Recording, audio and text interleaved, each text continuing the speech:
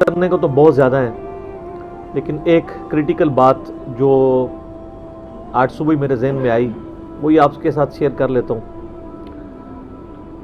قرآن حکیم میں ایک آیت ہے، سورہ الاعراف کی آیت نمبر 179۔ یہ قرآن حکیم میں چند سخت ترین آیات میں سے ہے، اور اس میں اللہ تعالیٰ کی طرف سے ایک بہت بڑا یونیورسل ٹروتھ اور بڑی ہی ایک ڈینجرس خبر انسانیت تک پہنچائی گئی ہے۔ اعوذ باللہ من الشیطان الرجیم، بسم اللہ الرحمن الرحیم۔ وَلَقَدْ ذَرَأْنَا لِجَهَنَّمَ كَثِيرًا مِنَ الْجِنِّ وَالْإِنسِ، اور بے شک جنوں اور انسانوں کی اکثریت ہم نے پیدا ہی دوزخ کے لیے کی ہے۔ اللہم اجرنا من النار، آمین۔ لیکن یہ اللہ نے کوئی ظلم نہیں کیا، بلکہ اللہ تبارک و تعالیٰ نے اس کی ریزن بھی بتائی ہے۔ یہ اللہ کا ایکسپرٹ اوپینین ہے کہ یہ جو انسانیت اور جنات یہاں پہ آباد ہوئے ہیں، ان میں سے الٹیمیٹلی اکثریت دوزخ میں ہی جائے گی، بڑے کم لوگ ہوں گے جو جنت میں جانے میں کامیاب ہوں گے۔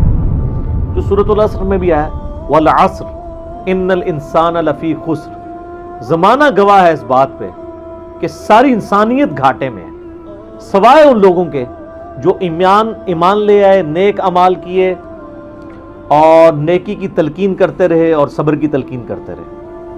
اس کے علاوہ پوری کی پوری انسانیت گھاٹے میں۔ اور دیکھ لیں، زمانہ گواہ ہے کہ حضرت نوح علیہ السلام کے مخالفین تباہ و برباد کر دیے گئے، صرف 78 لوگ جو ہیں وہ کامیاب ہوئے۔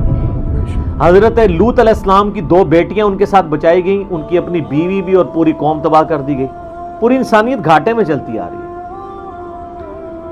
سوائے ان لوگوں کے کہ جو ایمان لے آئیں گے، نیک اعمال اختیار کریں گے اور حق بات کی تلقین کریں گے اور صبر کی۔ یہاں پہ سورہ الاعراف کی آیت نمبر 179 میں ہے کہ بے شک جنوں اور انسانوں کی اکثریت پیدا ہی دوزخ کے لیے ہوئی ہے۔ بولے اعوذ باللہ تعالی۔ لہم قلوب لا یفقہون بہا، ان کو ہم نے دل دیے تھے، عقل دی تھی، لیکن وہ اس سے سوچتے ہی نہیں۔ وَلَهُمْ أَعْيُنٌ لَا يُبْصِرُونَ بِهَا، ان کو ہم نے آنکھیں دی تھیں لیکن آنکھوں سے دیکھنے کا سا دیکھنا نہیں دیکھتے، عبرت نہیں پکڑتے۔ وَلَهُمْ آذَانٌ لَا يَسْمَعُونَ بِهَا، اور ان کو ہم نے کان دیے تھے لیکن سننے والا سننا سنتے ہی نہیں ہے۔ أُولَئِكَ كَالْأَنْعَامِ بَلْ هُمْ أَضَلُّ، ایسے لوگ چوپایوں کی مانند ہیں بلکہ ان سے بھی بدتر ہیں، جو اپنی عقل، آنکھیں اور کان استعمال کر کے حق بات تک پہنچنے کی کوشش نہیں کرتے۔ اولئک هم الغافلون، ایسے ہی لوگ ہیں جو اصل میں غافل ہیں۔ تو اللہ تعالیٰ نے یہ یعنی اس میں ایک غیبی خبر دے دی ہے کہ الٹیمیٹلی یہ ہونے والا ہے۔ مطلب کیا کہ اب جس نے تیاری کرنی ہے وہ خود تیاری کر لے۔ اس کو میں ایک مثال سے سمجھاتا ہوں کہ اس وقت تقریباً یہاں پہ 80 کے قریب لوگ بیٹھے ہیں، اور میں یہ کہوں کہ میں ایک گولی چلاؤں گا جس کو بھی لگ جائے، تو ہم میں سے کیا ہر شخص یہ سوچے گا کہ یار ایک ہی گولی ہے، 80 بندے ہیں، کسی اور کو ہی لگے گی، ضروری ہے مجھے ہی لگنی ہے؟ ایسا تو کوئی نہیں سوچے گا، سب دڑکی لگا دیں گے۔ لیکن آخرت کا معاملہ کیا ہے؟ بخاری و مسلم دونوں کی حدیث ہے، متفق علیہ، کہ آدم علیہ السلام کو حکم ہوگا کہ جنتیوں اور دوزخیوں کو الگ کرو۔ حضرت آدم علیہ السلام پوچھیں گے کہ اے اللہ کتنے جنتی اور کتنے دوزخی؟ تو اللہ تعالیٰ فرمائے گا ہر 1000 میں 999 دوزخی اور صرف ایک جنتی۔ تو یہاں اگر 1000 بندہ اور میں کہوں ایک گولی چلے گی، ہر بندہ بھاگنے کی کوشش کرے گا، لیکن آخرت کے بارے میں یہ حال ہے کہ ہر ایک بندہ یہ امید لگایا ہوا ہے کہ وہ جو ایک بچے گا نا وہ میں ہوں گا۔ اور ادھر 1000 بندے کے اوپر ایک گولی چلائی جائے تو 1000 کا 1000 سوچے گا جو ایک پھٹکے گا وہ میں ہوں گا۔ بالکل 180 ڈگری سوچ ہے۔ یا اس کو یوں سمجھے کہ میں کہوں کہ ایک گولی چلاؤں گا، 999 بچ جائیں گے، ایک کوئی لگے گی، کوئی نہیں کہے گا یار 999 بچنے ہیں تو چلو ایک میں بھی ان میں بچنے والوں میں ہوں گا، کہ کدھر میں ہی نہ پھنس جاؤں۔ اور آخرت میں تو معاملہ بالکل الٹ ہے۔ بہت کریٹیکل ایشو ہے۔ انسان کو اپنی آخرت کی فکر کرنی چاہیے، اللہ کو سیریس لینا چاہیے۔ جو لوگ دنیا میں اللہ کو سیریس لیتے ہیں وہی اپنی اصلاح کر لیتے ہیں، ورنہ اللہ تو بے پرواہ ہے۔ یقین کریں، پوری کی پوری انسانیت دوزخ میں چلی جائے، اللہ کو کوئی پرواہ نہیں ہے۔ پوری کی پوری انسانیت جنت میں چلی جائے، اللہ کو کوئی پرواہ نہیں ہے۔ اور یہ جو اکثر لوگ مثالیں دیتے ہیں کہ جی دیکھیں کوئی ماں اپنے بچے کو کیسے دوزخ میں پھینک سکتی ہے، تو اللہ تعالیٰ تو ماں سے بھی بڑھ کے محبت کرتا ہے، وہ کیسے پھینکے گا؟ بھائی اس لیے پھینکے گا کہ اللہ تعالیٰ کے وہ احساسات نہیں ہیں جو ایک ماں کے ہوتے ہیں۔ ماں تو اپنی نفسانی خواہش یا محبت کی وجہ سے مغلوب ہو جاتی ہے، لیکن اللہ مغلوب نہیں ہوتا۔ اللہ تعالیٰ کیا فرعون سے اس کی ماں سے بڑھ کے محبت کرتا ہے جو اس کا باغی ہے؟ یہ محبت تو ان لوگوں کے لیے جو اس کے تابع فرمان ہو۔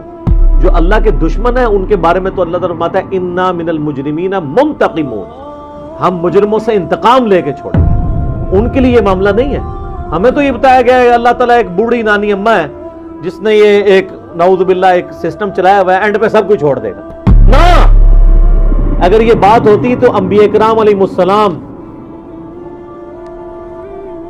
کی تعلیمات اس طرح کی نہ ہوتی کہ لوگ جو ہے وہ کیجول زندگی گزارنا شروع کرتے ہیں۔ بڑی سٹرکٹ تعلیمات ہے۔ جامعہ ترمذی میں حدیث ہے کہ سیدنا عثمان غنی رضی اللہ تعالیٰ عنہ علیہ السلام کے بارے میں آتا ہے کہ وہ جب کبھی قبرستان جاتے تو اتنا روتے کہ ان کی داڑھی آنسوؤں سے تر ہو جاتی۔ تو اصحاب پوچھتے کہ آپ کے سامنے جب جہنم کا ذکر ہوتا ہے آپ پہ اتنی خشیت طاری نہیں ہوتی، لیکن قبرستان میں قبر کے سامنے یہ معاملات آپ کے ساتھ کیوں ہوتے ہیں؟ تو انہوں نے کہا کہ میں نے نبی علیہ السلام سے خود سنا تھا کہ قبر آخرت کی منزلوں میں سے پہلی منزل ہے، جس کی یہ منزل پھنس گئی اس کی اگلی منازل مشکل ہو جائے گی، اور جس کی یہ منزل آسان ہوئی اس کی اگلی منازل آسان ہوتی چلی جائے گی۔ یہ وہ شخص کہہ رہا ہے جسے 3 دفعہ جنت کی بشارت ملی ہوئی ہے۔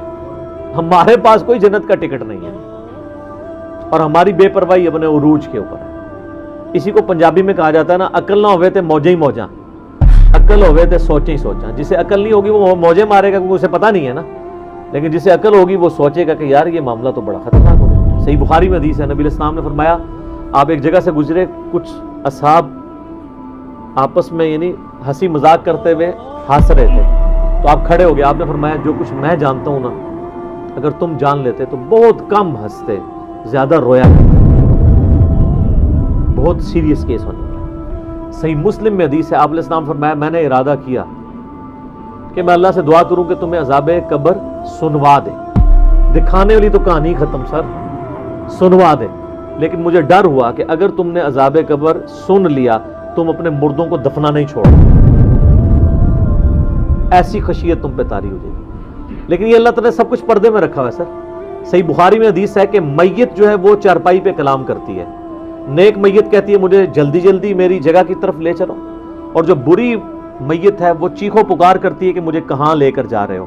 اور نبی علیہ السلام کے الفاظ ہیں صحیح بخاری میں کہ زمین و آسمان کی ہر مخلوق اس کی چیخیں سنتی ہے سوائے جنوں اور انسانوں کے، کیونکہ جنوں اور انسانوں کو اللہ تعالیٰ نے غیب کے پردے میں یہ چیزیں رکھی ہیں نا، اسی کے اوپر تو جنت ہے۔ ان الذین یخشون ربہم بالغیب لہم مغفرۃ واجر کبیر، جو لوگ بن دیکھے اپنے رب سے ڈرتے ہیں ان کے لیے مغفرت ہے اور اجر کبیر ہے۔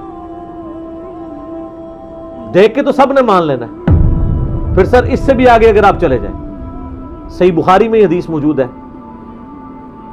کہ جب میت کو سوالات کے جوابات نہیں آتے نا تو فرشتے اس سے پوچھتے ہیں کہ تجھے سوالات کے جوابات جو نہیں آئے یہ کیا معاملہ تیرے ساتھ ہوا؟ تو وہ کہتا ہے میں تو وہی کہتا تھا جو لوگ کہتے تھے، سن سنا کے سننی ٹنی، پڑھ پڑھا کے سننی نہیں۔ تو فرشتے کہتے ہیں تو نے خود پڑھ کے سمجھنے کی کوشش کیوں نہیں کی؟ پھر فرشتے اسے ایک گرز مارتے ہیں جس سے وہ زمین کے اوپر بالکل جس کو کہتے ہیں نا پیرلل ہو جاتا ہے، زمین کے خاک بن جاتا ہے، اور اس کی جو گرز کی اگینسٹ اس کی چیخو پکار ہے اس کو جن و انس کے علاوہ تمام مخلوقات سنتی ہے۔ اگر یہ سن لیں تو ظاہر ہے یہ تو پھر انسان کے بچے نہ بن جائیں، یہ اللہ نے پردہ رکھا ہے، ورنہ تو آپ بڑے بڑے بزرگوں کو دفنا کے نکل رہے ہو نا، ان کے پردے جو ہے نا وہ جنازہ یعنی اس قبرستان کے گیٹ تک پہنچتے ہوئے ساری بزرگی کھل گئی ہو، دڑل کی بات پیچھے سے آ جائے، لوگ ایسے بزرگی کا دعویٰ بھی پھر چھوڑ دیں گے، وہ ڈرتے رہیں گے نا۔ تو یہ اللہ نے پردے رکھے ہوئے، تو اس عید کے اوپر میں یہی پیغام دوں گا کہ اللہ کو سیریس لیں، اور سیریس لینے کا پھر مقصد یہ ہے کہ یہاں پہ ہمارے سب کانٹیننٹ میں کیا ہوتا ہے، یہاں پہ وہ پی کے والا ہی کام چل رہا ہے، دکھلاوا ہی سارا کے سارا چل رہا ہے۔ سب کانٹیننٹ میں انڈیا، پاکستان، بنگلہ دیش، افغانستان کے اندر یہ ہے کہ اگر کوئی شخص خدا کی طرف راستہ بھی اختیار کرتا ہے نا، تو زیادہ زیادہ کیا کرتا ہے وہ کہ وہ کسی کی ماں مر گئی، کسی کا جوان بیٹا مر گیا، کسی کو کوئی بیماری آئی، وہ اللہ کی طرف لگتا ہے تو پہلے کیا کرتا ہے، داڑھی رکھ لیتا ہے، تسبیح پکڑ لیتا ہے، مسجد کی طرف آنا شروع کر دیتا ہے، اور اس مسجد کی طرف جو اس کے محلے کی مسجد ہوتی ہے، وہ ایک پریکٹسنگ مسلمان نہیں بنتا، وہ ایک پریکٹسنگ بریلوی یا پریکٹسنگ دیوبندی یا پریکٹسنگ اہل حدیث اور شیعہ بن جاتا ہے۔ اگر اس کے محلے کی مسجد بریلویوں کی ہوتی ہے تو وہ ایک پریکٹسنگ بریلوی بن کے سامنے آ جاتا ہے۔ ہونا ہی چاہیے کہ اب تم خدا کی طرف راستہ اختیار ہی کیا تو سب سے پہلے علم حاصل کرو۔ انما یخشی اللہ من عبادہ العلماء، اللہ کی خشیت تو اہل علم کو ہے، علم نہیں حاصل کرتے جو جدھر لگے نا اسی طرف چل پڑتا ہے۔ ہونا تو چاہیے کہ آپ پہلے ہی دیکھیں کہ میں قرآن و سنت کا علم حاصل کروں، میں دیکھوں کہ یار کون سے نظریات درست ہیں، کن چیزوں کے اوپر اللہ تعالیٰ نے پکڑ کرنی ہے، کن چیزوں کے اوپر اللہ تعالیٰ نے فرائض میرے اوپر لگائے ہیں۔ وہ کوئی بھی علم نہیں حاصل کرتا، کوئی جدھر لگا ہے ادھر۔ ہمارے محلے میں نے بتایا کہ ایک پوری فیملی قادیانی ہو گئی تھی، یہ میری پیدائش سے پہلے کی بات ہے، صرف ان کے گھر اولاد نہیں ہوتی تھی، بچی پیدا ہوئی، وہ والد پہلی دفعہ گیا مسجد میں، وہ قادیانیوں کی عبادت گاہ تھی، وہ قادیانی ہو گیا، پوری نسل ان کی قادیانی ہے۔ یہ ہماری ٹوٹل تحقیقات ہے۔ اذان اثر شروع ہوگی، اذان کا جواب دیں، باقی انشاءاللہ۔